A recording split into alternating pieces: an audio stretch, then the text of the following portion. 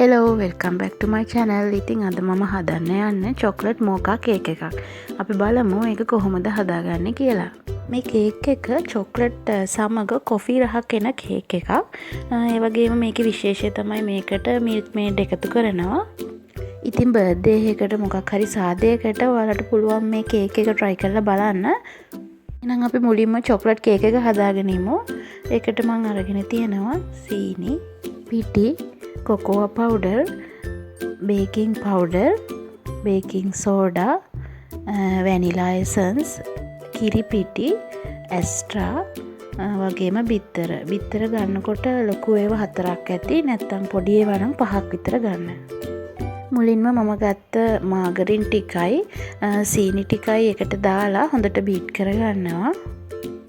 Cake හදනකොට මාගරින් එක fridge එකෙන් ගත්ත ගමන්ම දාන්නේ නැතුව ඒක ටික වෙලාවක් කූල් අඩු වෙනකන් ඉඳලා දාන්න ඕනි. ඒ වගේම සීනි ගැනත් කියන්න ඕනේ. සීනි කැට ලොකු සීනියක් ගන්න නැතුව පුළුවන් තරම් කැට හීනියක තමයි ගන්න ඕනි.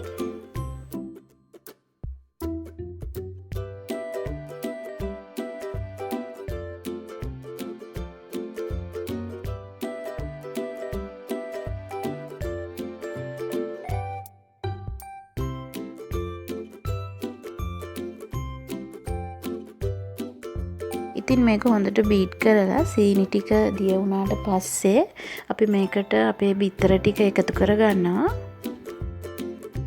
ඉතින් බිත්තර ටිකත් එකතු කරලා අපි තව ටික වෙලාවක් මේක හොඳට බීට් කරගන්නවා.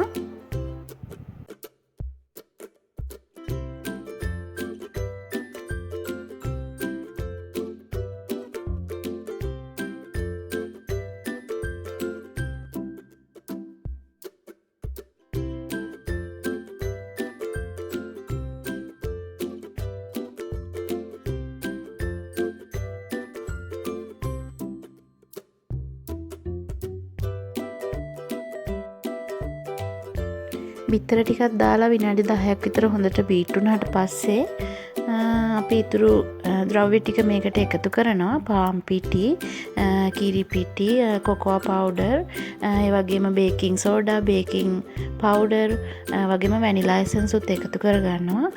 මේකේ ප්‍රමාණයන් මම පහළ ඩිස්ක්‍රිප්ෂන් බොක්ස් එකේ දාලා තියන්නම්.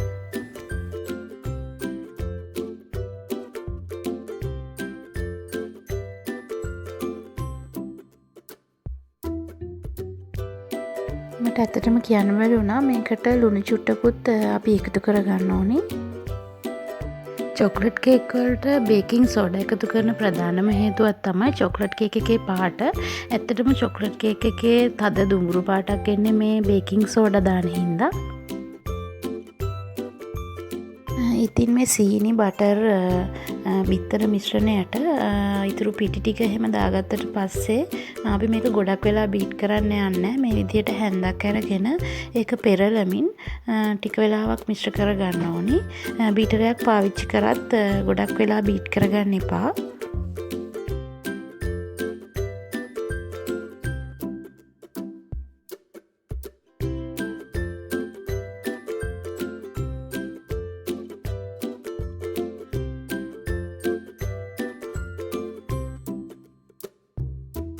කේක් මිශ්‍රණය හදන අතරම ඔයාගේ oven එක සෙල්සියස් අංශක 170ට විනාඩි 10ක් විතර ප්‍රීහීට් වෙන්න තියන්න. විශේෂයෙන්ම කියන්න ඕනේ මේ උෂ්ණත්වය සහ කාලය oven එකෙන් oven එකට වෙනස් වෙන හින්දා ඔයාගේ oven එකේ විදිහට මේ කේක් එකේ උෂ්ණත්වය ඔයා දාගන්න.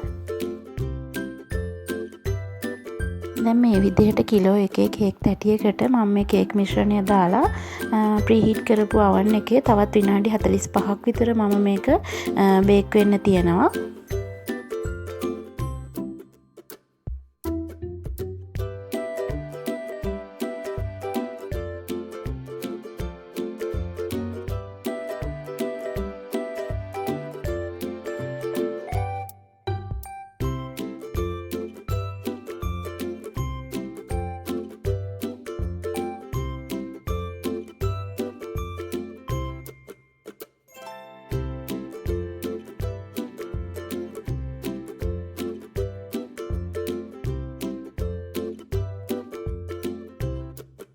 දැන් අපි මේ මෝකා කේක් එකට අවශ්‍ය වෙන චොක්ලට් කේක් එක හදාගෙන ඉවරයි. ඊට පස්සේ අපි යමු මේකට අවශ්‍ය කරන අයිසිං එක හදාගන්න. අයිසිං එක හදාගන්න මම අරගෙන තියෙනවා icing sugar, ඒ වගේම margarine, milk maid, ඒ වගේම instant coffee, ඒ වගේම ලා රස්නේ වතුර ටිකක්.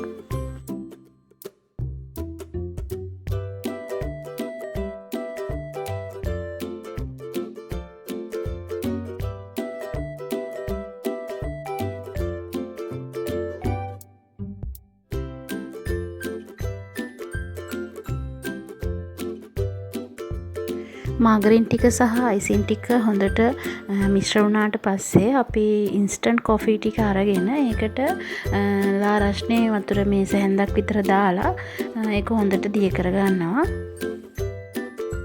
දැන් අපි හදාගත්ත කෝපි සිරප් එක සහ මිල්ක් මේඩ් මේකට එකතු කරලා මේ ටික ඔක්කොම හොඳින් මිශ්‍ර කරගන්න ඕනි.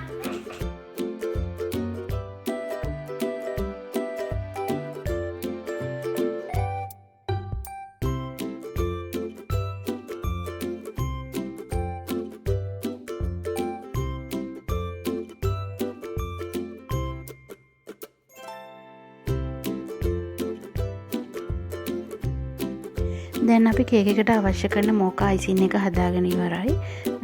දැන් අපි බලමු කේක් එක කොහොමද අයිසින් කරගන්නේ කියලා. මේ වීඩියෝ එකේ පෙනෙන විදිහට ඔයාලට මේ කේක් එක අයිසින් කරගන්න පුළුවන්.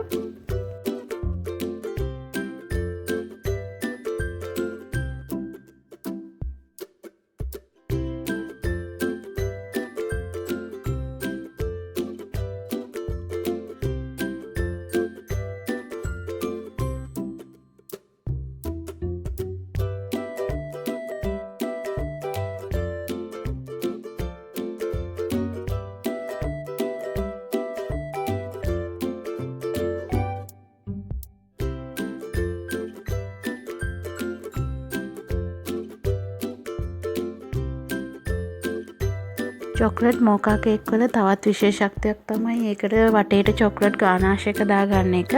ඉතින් මේ චොක්ලට් ගානාෂ් එක හදාගන්නේ කුකින් චොක්ලට් සහ බටර් චුට්ටක් දාලා ඒක ඩබල් බොයිල් ක්‍රමයට රත් කරලා ඒක හොඳින් නිවුනට පස්සේ මේ විදිහට කේක් එක වටේට දාගන්න එක.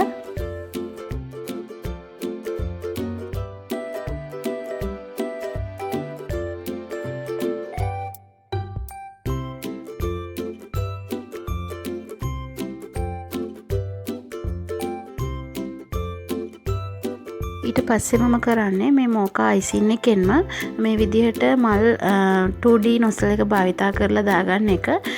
ඔයාට ඕනිම සැරසිල්ලක් මේ සඳහා යොදා ගන්න පුළුවන්.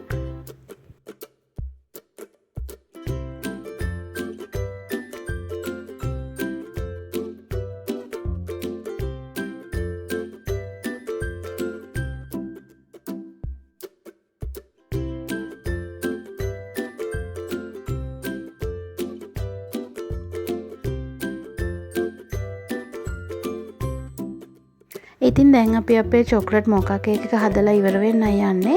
ඉතින් හැමදාම චොක්ලට් අයිසින්, බටර් අයිසින් දාලා කේක් එකක් හදනවට වැඩිය ඉතින් මේ වගේ විශේෂ අවස්ථාවක මේ වගේ කේක් එකක් ඔයාලට හදලා බලන්න පුළුවන්.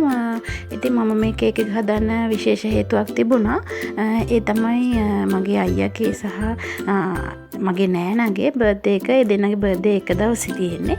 ඉතින් කොහොම හරි එයාලටත් සුබ උපන්දිනයක් ප්‍රාර්ථනා කරන ගමන් ගිහිල්ලා එන්නම්. ඔයාලටත් සුබ දවසක්.